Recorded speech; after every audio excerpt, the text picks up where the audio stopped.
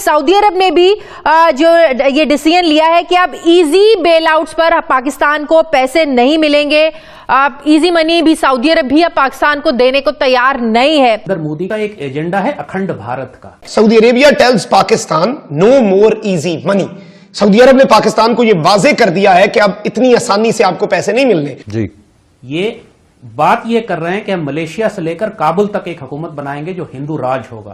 अब वो सारी ओआईसी जितनी भी कंट्रीज थी उन्होंने सबने हमारे साथ किनारा कर लिया और सब इंडिया के पास चले गए और हमें सख्ती से मना किया गया कि अगर आप हमारे कंट्रीज में आते हैं या हमसे मीटिंग करते हैं, कश्मीर को आप डिस्कस नहीं करेंगे, वरना सऊदी अरब ने कहा जो आपको थोड़ा बहुत हम देते हैं ना ये भी आपका बंद कर देंगे अगर अब आपने कश्मीर का राग लपा। उनके जनरल सेक्रेटरी ने कहा है कि अब अखंड भारत बनाने का वक्त आ गया हुआ है और जब अखंड भारत की वो बात करते हैं तो पाकिस्तान तो खैर उसको लपेट में आता ही है। शहरी इस काबिल भी नहीं रहे कि रमजान से पहले जो जरूरी बुनियादी जरूरत का राशन होता है ये अपने घरों में डाल सके। और किंगडम ऑफ सऊदी अरेबिया इस वक्त कोई नियत नहीं रखता कि वो पाकिस्तान को अब बेल आउट करे। क्या हम जाके P5 या सारे मुल्कों में उस तरह मेहनत करते हैं जिस तरह भारत अपना नैरेटिव फैला रहा है? लेकिन इस वक्त इंडिया से बात नहीं हो सकती।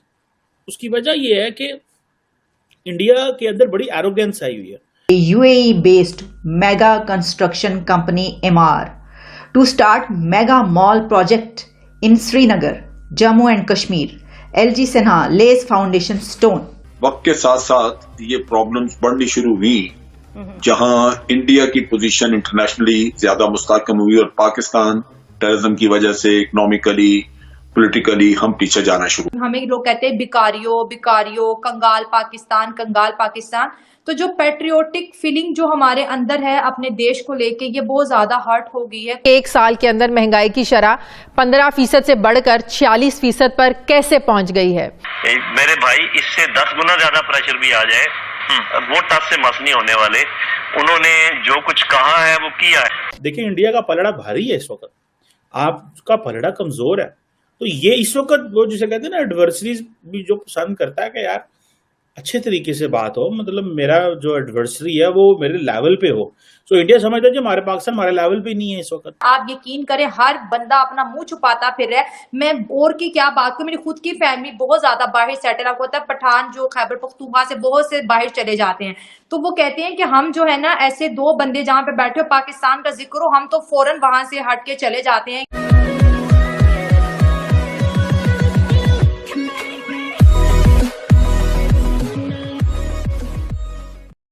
नमस्कार दोस्तों, पहले जिस तरीके से पाकिस्तान को अमेरिका और सऊदी और यूएई से पैसा मिला करता था अब वो सिचुएशन एकदम बंद हो चुकी है।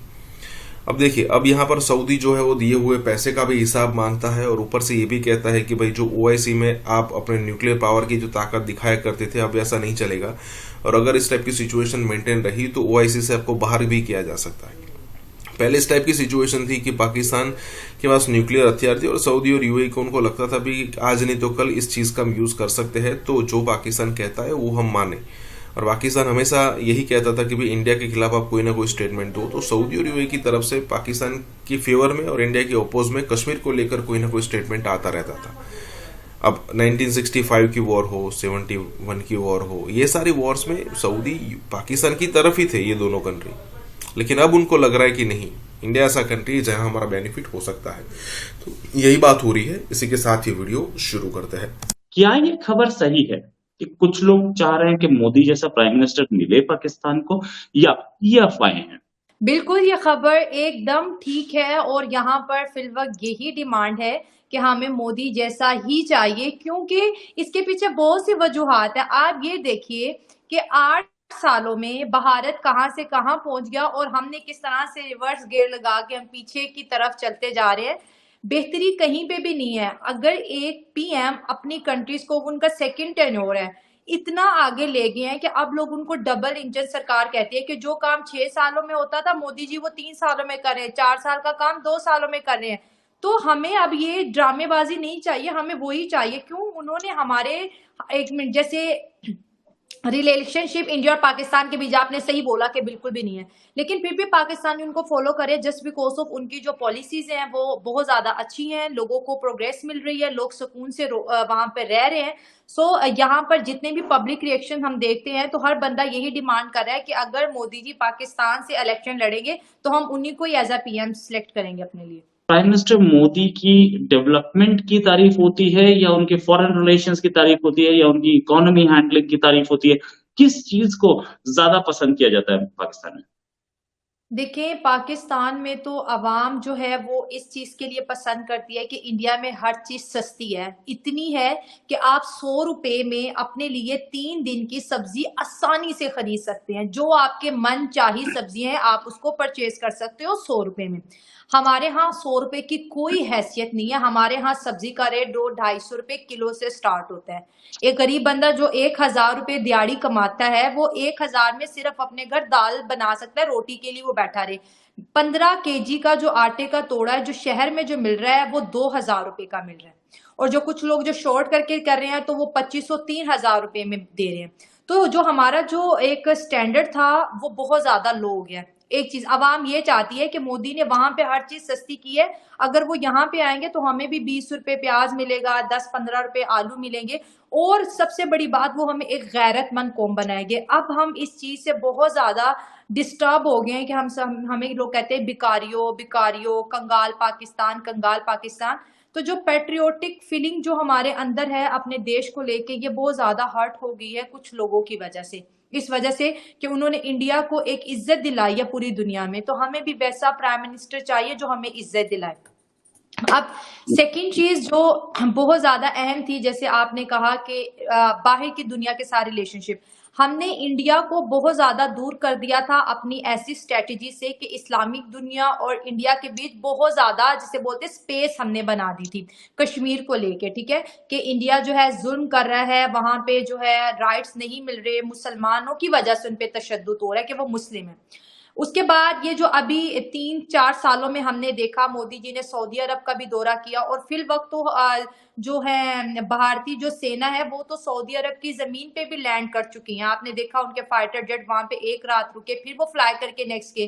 तो हमें आने वाले वक्त में हमें ऐसा लगता है कि सऊदी अरब जो है वो जो हमारी जो सर्विस लेता है आर्मी की, उसको भी कहीं ना कहीं इंडियन सर्विसेज के साथ रिप्लेस करने जा रहा है, लग रहा है हमें, ठीक है, क्योंकि सऊदी अरब हमसे बहुत दूर जा चुका है और भारत के साथ उसके रिलेशनशिप बहुत ज्यादा स्ट्रांग हो गए हैं। तो वो जो एक कश्मीर हम कहते थे वो अब वो सारी OIC जितनी भी कंट्रीज थी उन्होंने सब ने हमारे साथ किनारा कर लिया और सब इंडिया के पास चले गए, और हमें सख्ती से मना किया गया कि अगर आप हमारे कंट्रीज में आते हैं या हमसे मीटिंग करते हैं, कश्मीर को आप डिस्कस नहीं करेंगे, वरना सऊदी अरब ने कहा जो आपको थोड़ा बहुत हम देते हैं ना ये भी आपका बंद कर देंगे अगर अब आपने कश्मीर का राग लपा। तो ये तो हमारे जो फॉरेन मिनिस्टर उन्होंने भी कह दिया,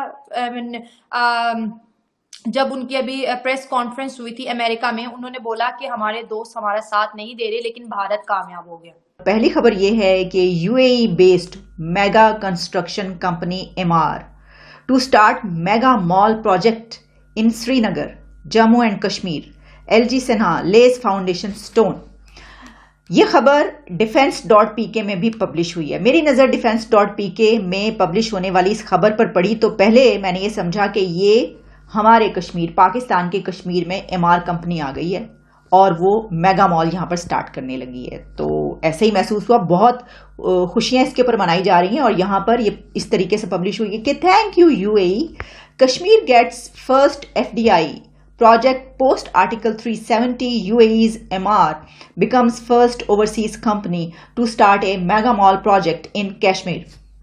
देखिए, बात तो खुश होने की है। खुशी की बात इसलिए कि पूरी दुनिया में कहीं पर भी लोगों के लिए अगर कोई काम हो रहा होगा और उनको उससे सहूलत होगी तो अच्छी बात है। ये भी आपको बताएं कि ये बात कही जाती है कि जो MR कंस्ट्रक्शन कंपनी है इसमें वहां के जो रूलर्स हैं और वहां का प्रिंस या किंग, उसकी फैमिली के भी इसमें हैं एसेट्स, और यही कहा जाता है कि ये उन्हीं की कंपनी है।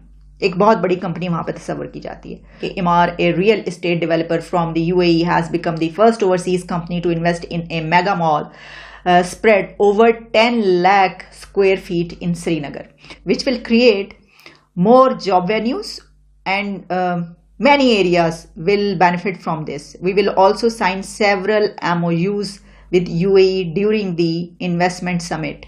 ये कहा है मनोज सिन्हा ने.